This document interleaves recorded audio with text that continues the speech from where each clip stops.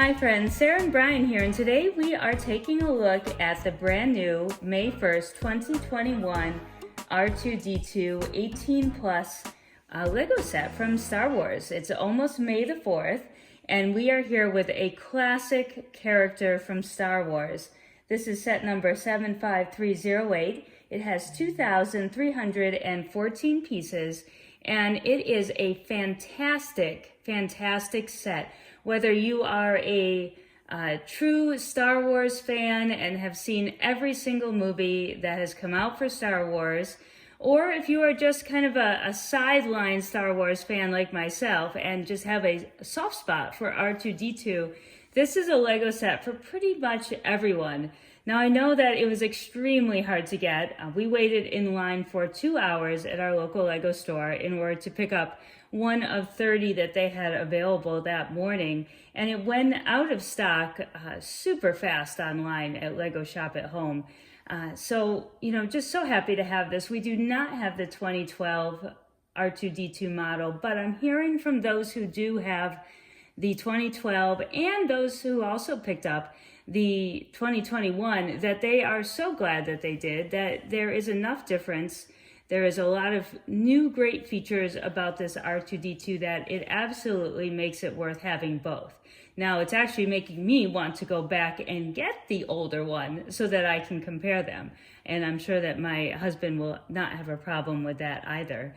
But for now, we wanted to give you kind of a quick overview of this R2-D2 model and the building experience, and then kind of finish up with some of the fun play features, because that's the beauty of Lego, of R2-D2. He has some great little features to him in the movies that you would want to see in your Lego set.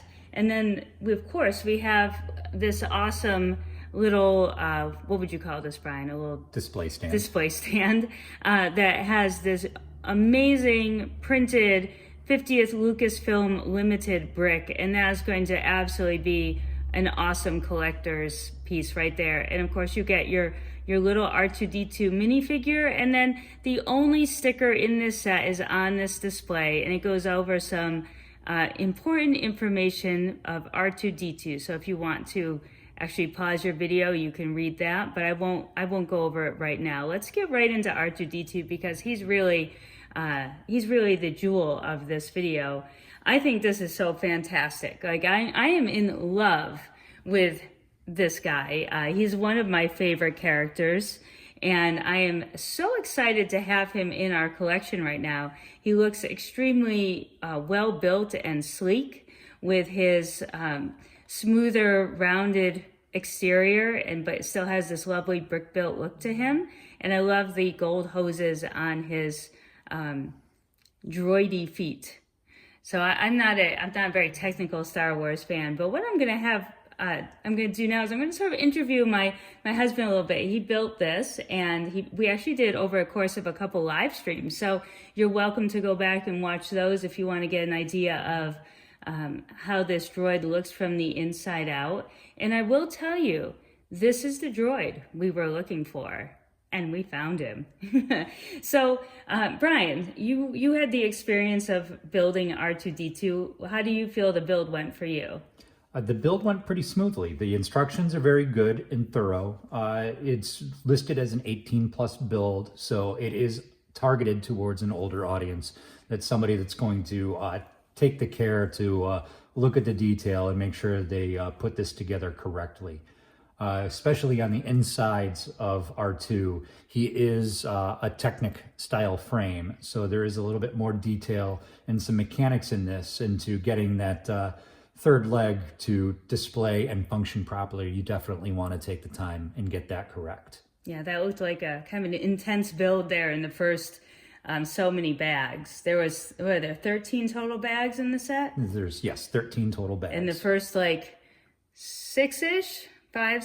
First 5 or 6 I think up to 4 or 5 was all Technic bags. Yeah, so that, and I'll put a photo in of that for you, just so you can see the Technic on the inside. It's really what gives him some of the stability that he has, and like Brian said, to have that third leg deploy in a non-fiddly manner, as some people have referred to the 2012 R2-D2's third leg just was a little bit more challenging, and it was just a different style. So then the next few bags, they did what? They made up a lot of the Then you put together, after the Technic frame, you put together the Technic frame, the third leg, the outer legs, the sides, and the front and back cover of them. And then lastly, the piece you construct is his head. And there's a lot of great use of different small pieces to give him sort of a droid-like quality. You can see the details on the outside of his legs there. They even used the little lightsaber handles that you would see on Lego Star Wars characters for details on the leg. And I really just do love the use of tiles and small pieces to give him the look of being a droid or a robot, you know, without having to use stickers. Like I said, the only sticker is on that plaque. And they've got these cool hoses here, and everything is polished off and nice. And even the head for his dome is really well sculpted. How was building that? That was one of the outside of the Technic aspect of it. Building the head and getting that correct was one of the more technical parts of it. So it was definitely, you wanted to go a little bit slower in that portion and make sure you were putting the pieces where they were supposed to go and lining it up just right. So as you can see, the head does have the opportunity to spin around using a plate inside, which is a really nice feature. So that's one of the plate features that I'm showing off right now that I told you I'd wait for later for, but I do love this. I love that his head moves around and it has a lot of nice detail on it with different translucent pieces. And then you've got his, do you call that his eye? Or yes, his eye. So that is the outside of R2-D2. And these plates all come on, you build this plate as one unit, correct? Yes. And then you build this plate back here as a unit, and then there's plates on the side, and they just sandwich around. All held together with Technic pins. Yeah, so it is a very technical build. And obviously, if you're younger than 18, you can still enjoy this as long as you're pretty comfortable building Technic. But I think that, gosh, I just think he looks fantastic, and I love having him on display. So why don't you show us some of the things that R2-D2 can do? So the first thing that you do construct with is the that core and that Technic piece is the function of his third leg. And so it just operates by tilting the bottom of the body forward, and that drops that leg out. And he stands there, and he's pretty good and stable, and you can push him around back and forth. Why don't you give us a side view of it, a little bit of a, so you can see there that, and then it's really easy to bring the third leg back too, right? And you just stand him straight back up, and you lift up from the bottom until the foot snaps back into place. Awesome. Do it again. Do it again. Boom. There he is. Awesome. And I love the way he stands like that. I feel like that's sort of a classic R2-D2 stance, right? Yes. All right. Now, some other things happen, right? What else happens? So if you look on the back, he's got two pins back here, and those activate to, when you push him in, it operates the front two portions to bring out a couple of his tools. Awesome. And then these two open up as well as some of the other features that R2 has, and shows some of the different tools he uses in different scenes from the films, and is fully functional in that respect as well. That's really cool. Those are fun little features, and they're very easy to do. They don't require, like, you're not like really pushing on them to make them happen, which is nice. It's nice, smooth, fluid action.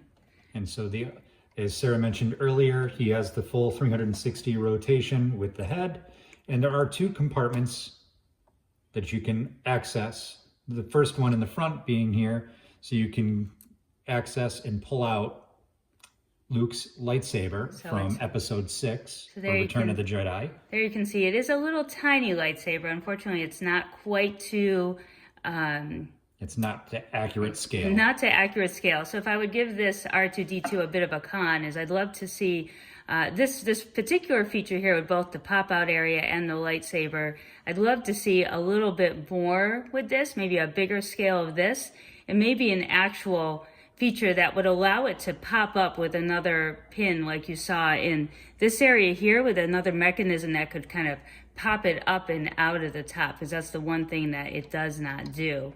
But, you know, there is a matter of space and things like that. But this, you know, you do have to lift this piece out. It doesn't pop off in any way. And there is no function in there to make the lightsaber shoot out like it did in the movie, which a lot of people do ask for and look for. But yeah, that's a hurdle that Lego was not able to accomplish. And the last feature is the little periscope in the back here. Oh, and that's cute. And so it does pull up, and there is a function in there that allows you to turn it a little bit so it will stay standing, and you can rotate it around so far before it will fall back in on its own. And so some of the iconic movie scenes, like when he lands in the swamp of Dagobah, and he pops that up to get out, and in episode 6, when he gets buried in the sand off of Jabba's sail barge, I think he pops that up as well before he gets picked up out of the desert along with C-3PO. So it's nice to see those functions added into the build of R2-D2 as well. So overall, I think we give this build an absolute high 9 out of 10, I think, between Sarah and I. We love the fact of his rounded construction, where he still shows off that brick-built feature, of all the detail and display in this. And the only sticker that Sarah mentioned earlier is used for the display pack. So there are no stickers anywhere on the bricks of R2, the model itself. So we were really excited and happy with that. Absolutely, absolutely. I mean, I think a couple of the things up here could have been reworked a little bit better. I might give him almost a 10 out of 10. I'm going to give R2-D2 a little bit more love. But, you know, you can only ask for so much. I do love the features here, because one of these features is very important to the movie, where they show Princess Leia, right, giving the distress call. Doesn't one of the tools pop out? And I'm not the Star Wars person, but doesn't R2-D2 a tool come out, and then he accesses computer systems? Yes. And doesn't he access something that shows Princess Leia? He has the holographic projector. Okay. So I try with my Star Wars now. Sometimes I group different scenes together, or different characters together. But of course I know R2-D2. And I think that this model is absolutely fantastic. And I hope that you have the chance to grab one for yourself. If you weren't able to do it on May 1st, it might be a little bit of a wait. But I can say without a doubt, not even being a true Star Wars fan, that you need to have this model. I think he's so much fun. And let's, for just one more time's sake, let's pop out that third leg. Awesome.